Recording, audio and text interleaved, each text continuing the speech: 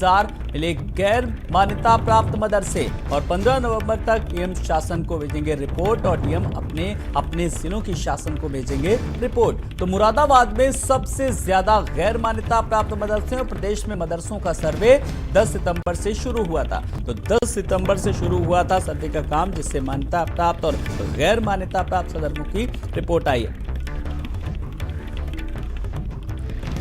तो प्रदेश में मदरसों का सर्वे का काम 10 सितंबर से चालू हुआ। और ज्यादा जानकारी के लिए सीधे हमारे संवाददाता, हमारे सहयोगी अजहर हमारे साथ जुड़ गए। अजहर, मदरसों का सर्वे का काम पूरा हुआ, अब आगे की प्रक्रिया, अब रिपोर्ट सौंपी जानी है।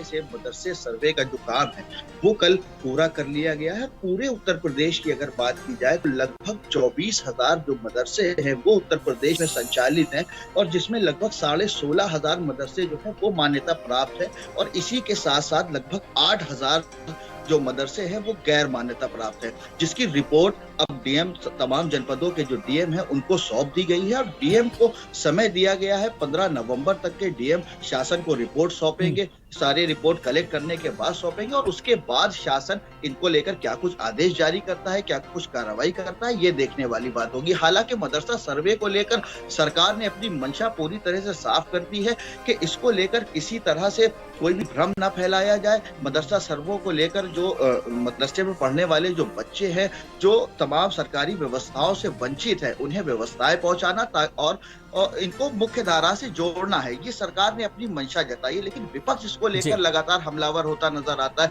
जैसे बीते दिनों मायावती ने जिस तरीके से ट्वीट किया और सरकार के मदरसा सर्वे को लेकर उसकी मंशा पे शक जताया और जिस तरीके से उन्होंने कहा कि जो गैर मान्यता प्राप्त मदरसे हैं, जो प्राइवेट मदरसे जो संचालित हो रहे हैं प्राइवेट फंडिंग के जरिए, डोनेशन के जरिए, उसमें जो सरकार पे वो दखल नहीं देना चाहते, उस बोझ नहीं बनना चाहते, तो सरकार उन पर क्यों दखल दे रही, इस तरह का ट्वीट मायावती द्वारा किया गया था। लेकिन जिस तरीके से सरकार ने पूरे मदरसा सर्वे को लेकर अपनी मंशा को साफ कर दिया है कि मदरसे का जो सर्वे कराया जा रहा है सिर्फ डेटा कलेक्शन के लिए कराया जा रहा है और साथ ही उन मदरसों को जो गैर मान्यता प्राप्त है उन्हें मुख्य धारा से जोड़ा जा रहा है। जी चलिए, बहुत बहुत शुक्रिया इस तमाम सारी जानकारी के लिए।